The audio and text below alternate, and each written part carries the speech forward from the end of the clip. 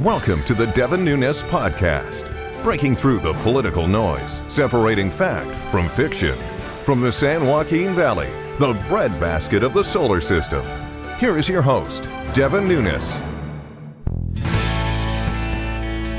Welcome back to the Devin Nunes Podcast. It's my pleasure to have back on the show Gordon Chang. Gordon, you've been on this show many times on my podcast, and now this is your first time on YouTube.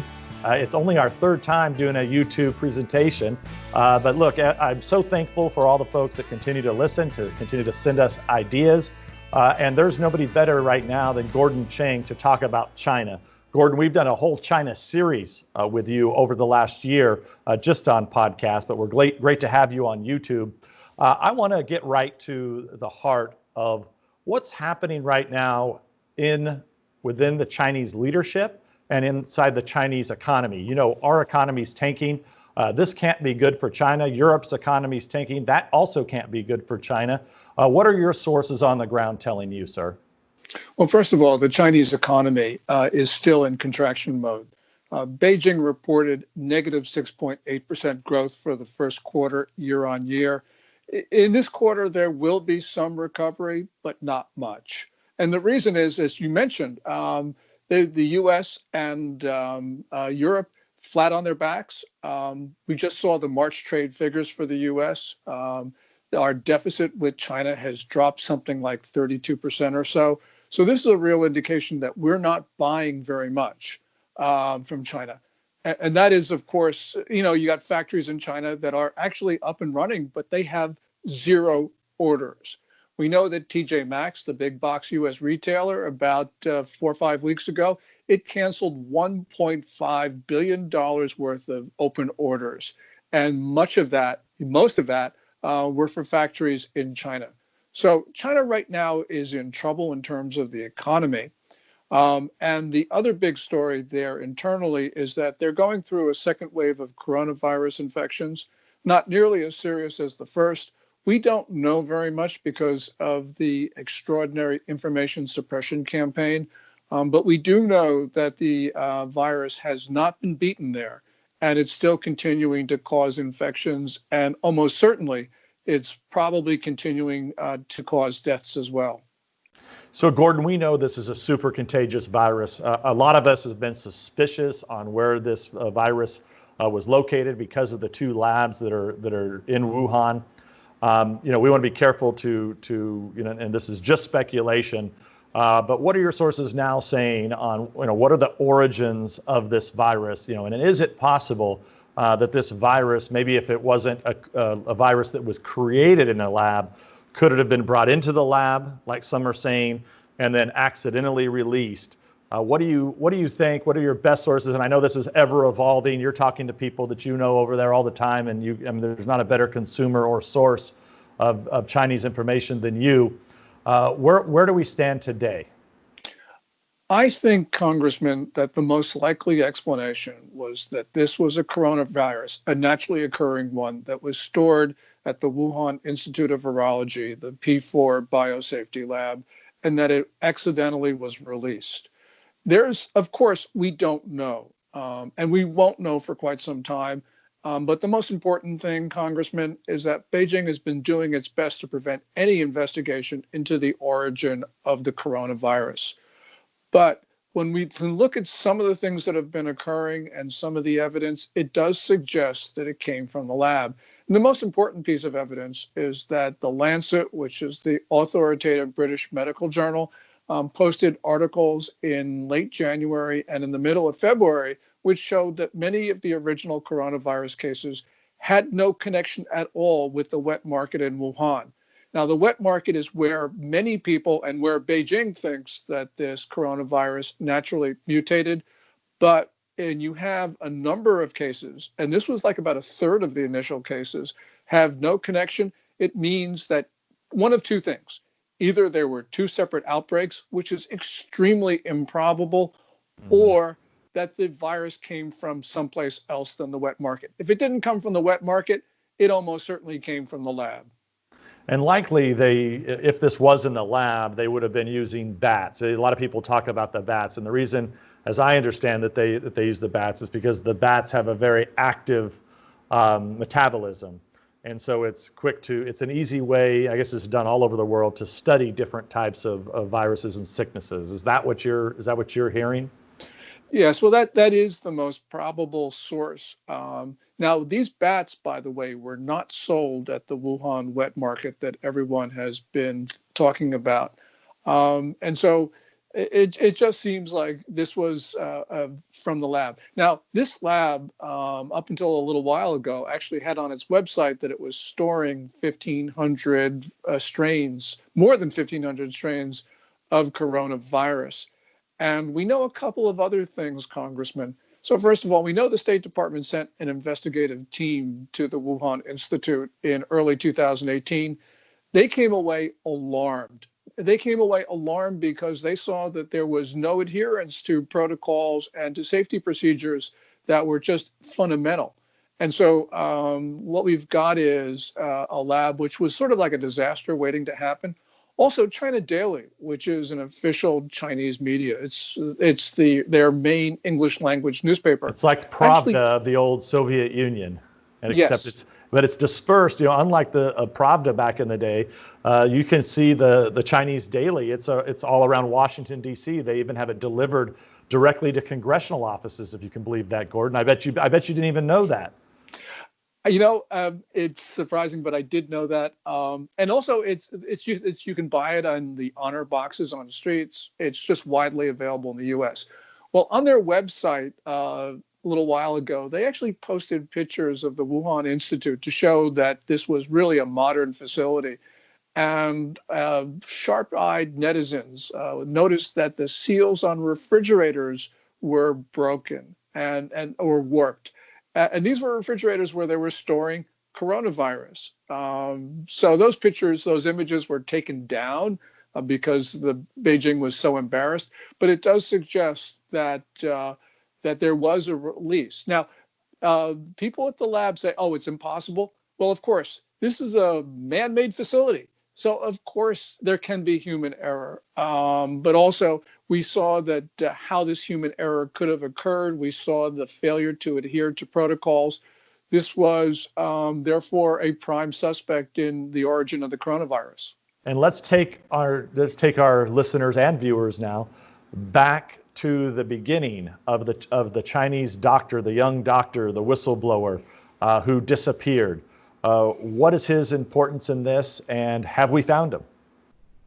Well, there have been a number of people who have been disappeared, especially citizen journalists. Doctors have been detained. There was the Wuhan 8 doctors in the epicenter who were detained by police.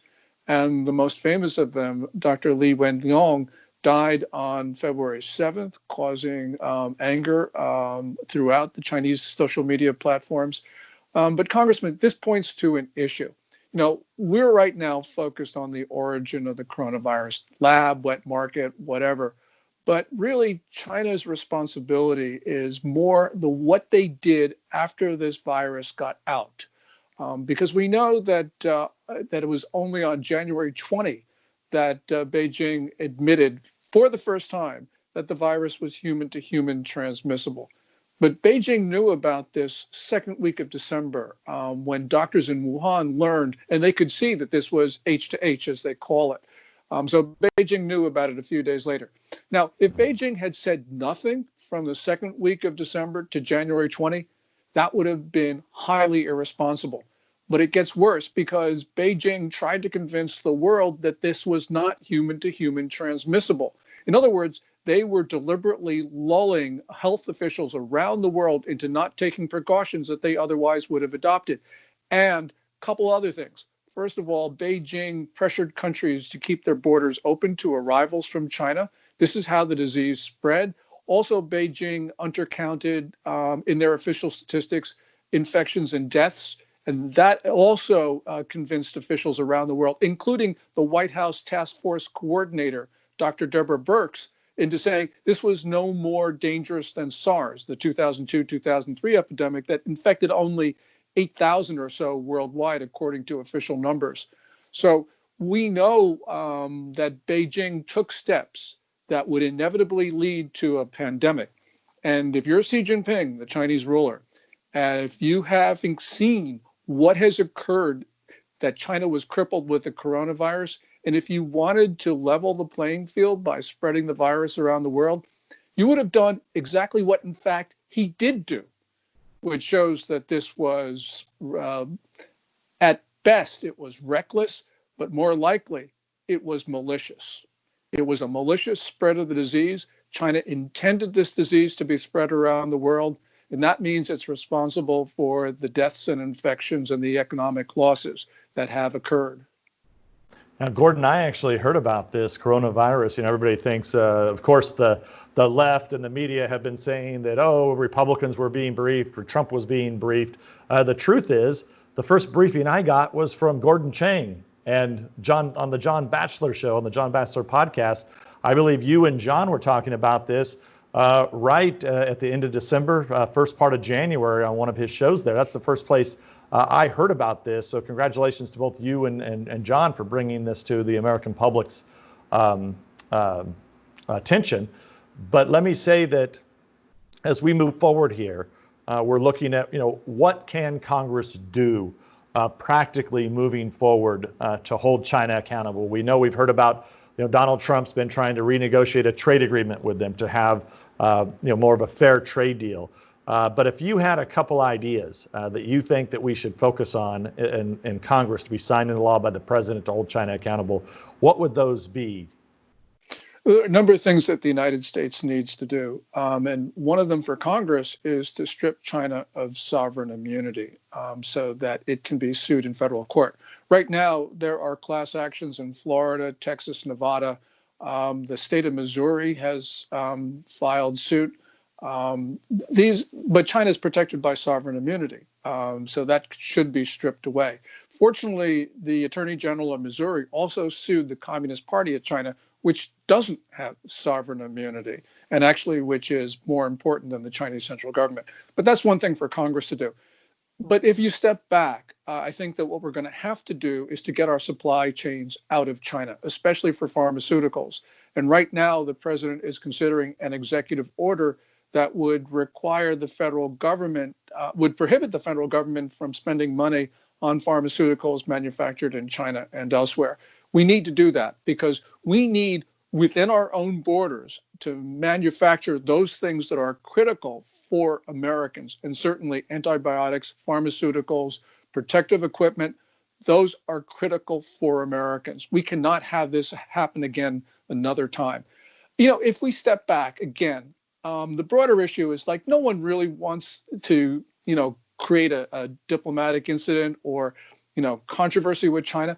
But we absolutely have to do this because this is not the last disease that's going to be generated in China. Chinese leaders right now have realized that they spread this disease around the world and they're trying to take advantage of it. We have to deter them the next time. And that means this time we have to impose costs on China that are so great that they will never do this again. Because as we're talking, Devin, we have 72,000 Americans who have perished from this disease. 72,000 Americans who should be alive today. You couldn't have said it better myself, Gordon. Gordon Chang, everybody, thanks for being on our on YouTube for the first time on my podcast. Gordon, we can't thank you enough. And I know, unfortunately, we'll probably having you back on because the Chinese Communist Party isn't going away anytime soon. Thank you very much, Congressman. This is Devin Nunes. We'll catch you next week. Thanks for listening to the Devin Nunes Podcast. We invite you to subscribe so you don't miss a single episode. And remember, you can download this podcast on iTunes or at devinnunes.com. Storm clouds been gathering so long, I don't know.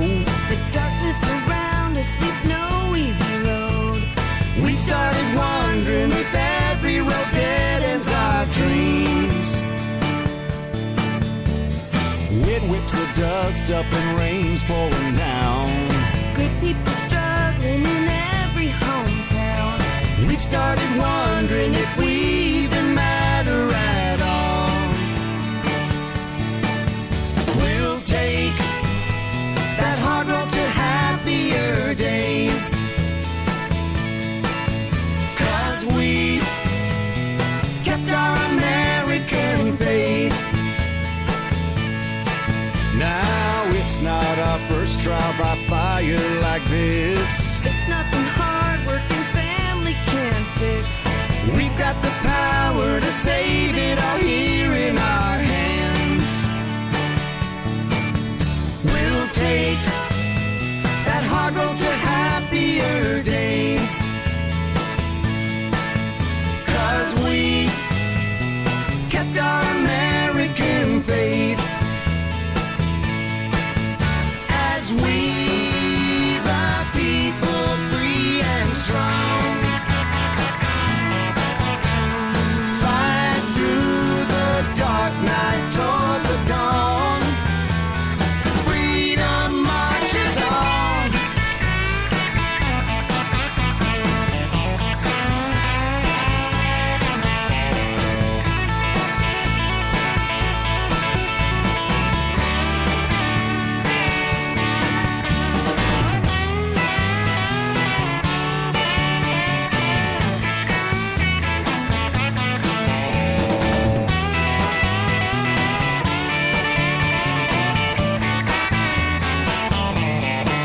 Now the hard road is waiting, but we're not afraid. That's why they call her the home of the brave. With a prayer and a purpose, we're already half the way there. We'll take that hard road to happier days. 'Cause we kept our American faith.